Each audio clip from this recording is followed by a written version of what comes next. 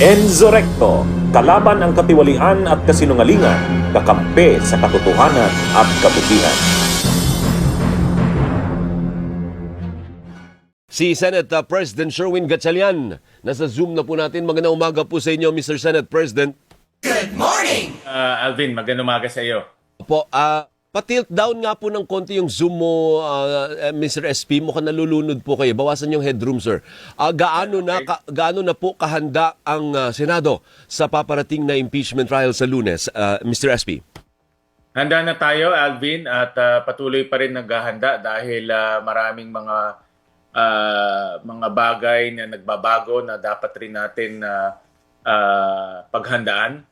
So, tuloy-tuloy. In fact, the other day, nagkaroon kami ng meeting with the security cluster kasama ang PNP, ang AFP, MMDA, Pasay LGU at pinag-usapan namin yung mga pwedeng mangyari sa Lunes. At marami rin naman nag-signify na gusto nilang pahiwatig ng kanilang mga boses at saloobin. So, yan din po ay pinaghahandaan rin ho natin. Ano po ang gusto ninyong tiyakin sa sambayan ng Pilipino sa Lunes, Mr. SP? I'm pretty sure po maraming tututok dahil unang araw po ng impeachment trial. Ang gusto natin pahiwatig ay unang-una, ang ating sistema ay gumagana. Ang sistema ng pananagutan or accountability ay gumagana. Importante ito, Alvin, dahil kasama ito sa ating sistema at proseso. At importante rin na maayos yung pamamalakad nitong prosesong ito. At importante rin na yung mga taong gustong pahiwatig yung kanilang mga saloobin ay mabigyan rin ng pagkakataon pero nasa maayos na pamamaraan. Opo, napagdesisyonan na po ba kung kayo po ang magpipreside sa impeachment trial or hahalal po kayo ng isa pang senador sa mayorya na magpipreside? Alvin, under our rules, ang Senate President ang pagpe-preside. So, kayo po ang magpipreside sa impeachment trial? Ako ang magpe-preside. So, mali po yung mga ulat na si Senator Cheese Escudero ang magiging presiding officer ng impeachment trial? Well, under our rules, yun ang Senate President po ang magpe-preside. Tapos, parang may dot pa sa Mr. SP. So, yun na yun. Yun na yung soundbite pa na siyang magpipreside. Tama ba, Yun sir? ang nasa rules eh. Opo. Hindi, pero may binago kayo sa rules, hindi ho ba, Senator Sherwin, na parang pwede, kung gusto ninyo, na mag-elect among yourselves to choose a presiding officer? Correct. Kung gusto ng majority at yun ang gusto ng majority, then mag-elect o magde-designate ng iba. Opo. At sa ngayon, as we speak, wala pa pong desisyon tungkol dyan. Sa ngayon, kayo po ang magiging presiding officer. Tama. Tama, no? Tama. Opo. So, sa schedule, Mr. SP, hapon pa naman po magsisimula. Anong aasahan ng taong bayan sa pagsisimula ng impeachment trial? May bakbakan na ba kaagad yan? O mga formalities muna, mga administrative things muna ang gagawin dyan? Typically, sa first day, yung mga administrative, preliminaries, papakilala yung defense, papakilala yung prosecution, magbibigay rin sila ng kanilang mga opening statements, at may mga preliminaries rin na tatalakayin. So, yun yung nakikita naming magiging first day. Ito ay patuloy pa rin naming inaayos yung mga aktibidad on the first day. At kahapon lang ang deadline nung komento sa pre-trial order. So, yun din ay titingnan din natin. Opo. At kayo po, kung sakasakali nga po na tuloy po sinasabi ninyo na kayo ang presiding officer, do you need a lawyer beside you to guide you, for instance? Or hindi, nag-aral ka, magaling namang mag-aral itong si Senate President Gatchalian, partner, masipag rin.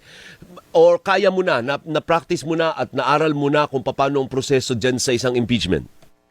Tuloy-tuloy yung paghahanda natin, Alvin, at tuloy-tuloy rin yung mga pag-aaral natin. Dalawa kasi ang dapat pag-aralan dito among many things. No? First, yung pagpe-preside bilang presiding officer. May mga technicalities. Although the technicalities naman ay ay governed by rules ng impeachment at rules of court. At dahil ito ay isang political exercise, mangingibabaw yung rules of impeachment. Pangalawa, yung merits ng case na pinag-aaralan din. At ito yung pinakamahalaga dahil yung merits ng case ang magbibigay ng direksyon kung paano ang magiging hatol ng mga senator judges. Opo. So sa tanong, if you need a lawyer beside you when you preside, ano sagot po doon? Hindi naman kailangan na Hindi kailangan. physically Okay. beside you, no? Dahil pag makikita natin yung setup, even for Senate President, wala siyang katabi. Yeah. No? So hindi naman physically beside you, but importante dito yung preparation, yung initial preparation ng pinakamahalaga. Meaning bago ka pumasok doon, handa ka na sa mga pwede mangyari. So kaya nga napakabigat yung preparation dahil tinitignan namin lahat ng scenarios, tinitignan namin lahat ng posibleng mangyari. Kaya kaya mahabang pag-aayos at mahabang preparasyon. And I have no doubt that you will come prepared. Ikaw pa ba? Sa lahat naman, kahit naman hearing ng energy dati, Ways and Means naman, you do not come unprepared, Mr. SP. So, wala tayong question dun sa preparation. Talagang you will come in prepared for Monday. Yeah. Well, salamat Alvin. Ganyan naman talaga ang ugali natin. Nag-heavy preparation tayo. Sabi ko nga, doon sa security cluster, mas maganda ng over-prepared kaysa under-prepared. Pero marami kasing nangyayari all at the same time. Of course, yung security aspect, yung physical arrangement aspect, pati generator nga, sinisigurado namin na ayusin generator para pag nagka-brownout, meron tayong kuryente. So maraming preparation na nangyayari all at the same time.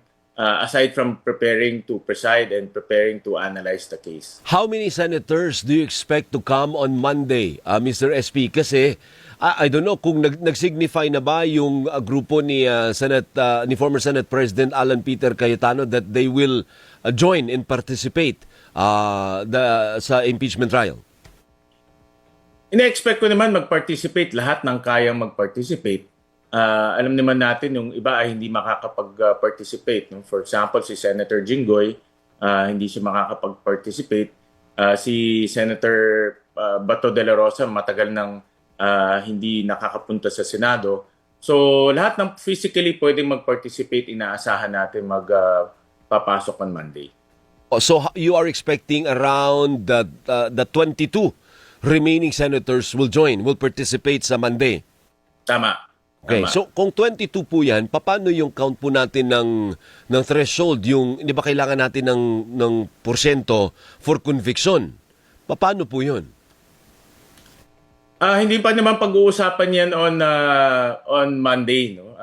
May tamang araw at tamang panahon para pag-usapan yan. So ngayon, sabi nyo naghanda po kayo, Mr. SP. Batay sa inyong paghahanda, kailangan bang isa lang sa arraignment? May ganyan bang sistema sa impeachment na parang tatanungin siya, guilty ka ba o hindi ka guilty? May ganon, hindi ba sa ordinary trial? Ano po? Sa impeachment ba may ganyan, Mr. SP? Under our rules, walang ganyan. Wala talaga siyang tinatawag na actual arraignment. Pero merong arraignment-like na procedure under our rules. Paano yun? Para na rin siyang arraignment, iniimbitahan yung respondent para pumunta doon o yung kanyang representative at doon doon mababasa yung kaso, no? At yung proseso na yon hindi siya exactly arraignment pero dahil inimbitahan yung respondent, para tawag nga namin arraignment-like process. So as the presiding officer, are you going to compel or request lang ba the Vice President to come in person, in the flesh, sa Senado sa Lunes? Meron na kaming papadalang sulat para imbitahan ang Vice President na pumunta sa ating first day of impeachment. At ipapadala yan today, no? Kasi under our rules, 3 days dapat ipadala siya. At pero inaalaw rin doon sa rules na ang kanyang representative or ang kanyang counsel ay pwedeng maging representative niya.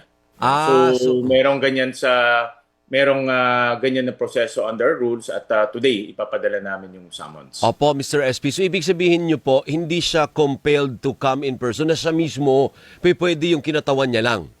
Correct. Under our rules, pinapayagan yan. Opo. Paano po yan pag tinawag siya ng prosecution? Pwede ba siya ipatawag ng prosecution in the first place? Halimbawa, sa pag-usad ng kaso, pwede siya ipatawag as hostile witness? O bawal yun? Sa alam ko, kailangan rin may abiso yan. Yung mga witnesses, inaabiso yan in advance. Opo. So, sa aming napag-agrihan o napagkasunduan ng prosecution and defense na magbibigay ng oras para ipatawag yung mga testigo. Opo. At gaano po 3 days yung 3 days din, napagkasunduan nila. At gaano po katagal, batay sa inyong tansya, na matatapos po natin ang buong proseso, Mr. SP? Nung tinitignan namin yung araw, hiningi ng prosecution 60 plus days. Sa defense is about 30 days. So mga around 90 to 90 plus days yun. Pag dinivide natin yan ng 3 times a week, aabot tayo ng mga 7 to 8 months. Kaya matagal. No? So ito pa naman ay rinirepaso along the way. Depende rin yan kung papatawag ng dalawang kampo yung lahat na nasa listahan nila. Pero as we stand right now, 7 to 8 months yung nakikitang paglilitis. So what do you think of the 7 to 8 months? You think it's too long? Or pwede na? Or baka naman pwede pang iksian? 3 buwan na lang o tapusin na natin to para hindi maglinger, hindi humaba? Well, depende yan sa bilang ng testigo o yung testigong ipapatawag. At depende rin yan sa prosecution kung tatapusin nila lahat ng articles. So depende yan sa takbo ng impeachment. Pero nakahanda naman tayo kung aabot talaga ng ganyan. Ang kailangan lang tignan ay yung mga mahalagang batas na pag-uusapan dahil nga meron pa tayong 50 na LEDAC bills na dapat tapusin in the next few months. Tapos meron pang budget season na papasok by August. No? So dapat rin pag-aralan yan. Actually, yun ang susunod kong tanong. Paano ninyo hahatiin? Di ba pa? Kasi ang schedule ng impeachment trial, Mr. SP, hapon. Di ba nyo sabihin sa umaga, budget? Ganun ang mangyayari. Pag nag-umpisa na yung session, ang session gagawin in the morning, mga around 10, and then ang impeachment sa hapon. Pero 3 times a week. So talagang napakahirap yung pagbabalanse ng oras, lalo na kung may mga hinahabol na committee reports at may hinahabol na budget. Napakahirap talaga. Aminado ako, hindi ganun kadali ang mangyayari dahil nga maraming pagbabalanse ng oras. Opo. Pero sa palagay po, politically speaking, can we afford na humaba ang proseso? Kasi yan po, divisive po yan eh. Kasi maraming pro, maraming anti. Ibig sabihin, masusustain po yan kung 7 to 8 months sa Mr. Senate President. Politically speaking, can we afford that na hati-hati po ang buong bansa for hanggang 8 months leading to the elections?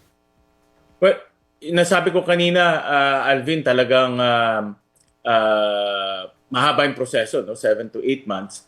At pipilitin natin na maiksian to dahil nga, I agree with you, very divisive itong prosesong ito dahil may kanya-kanyang mga supporters, may kanya-kanyang mga grupo, at very divisive. So the shorter, the better.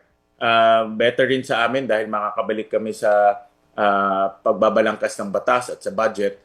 Pero sa ngayon, yan ang napagkasunduan at susundan lang natin kung ano yung mga napagkasunduan during pre-trial. May siningit na tanong, Mr. SP, may paramdam daw ba si Senator Bato na dadalo siya o wala? Tahimik? Sa akin wala, Alvin. I don't know kung meron sa iba, no? But sa akin wala. Kasi huhulihin siya eh. Pag oras na mag-appear siya. Pag nag-appear ba si Senator Bato dyan, gagawin mo rin ba ang ginawa ni dating Senate President Alan Peter Cayetano na, ano tawag doon? Protective custody si Senator Bato? Well, meron siyang outstanding na warrant, no? So, nagpahiwatig na ang mga enforcement agencies na aarestuhin siya. Opo. So, ang importante ay respetuhin ang batas at proseso natin. Ibig sabihin, hindi niyo po siya kakanlungin kagaya nung ginawa nung dating liderato?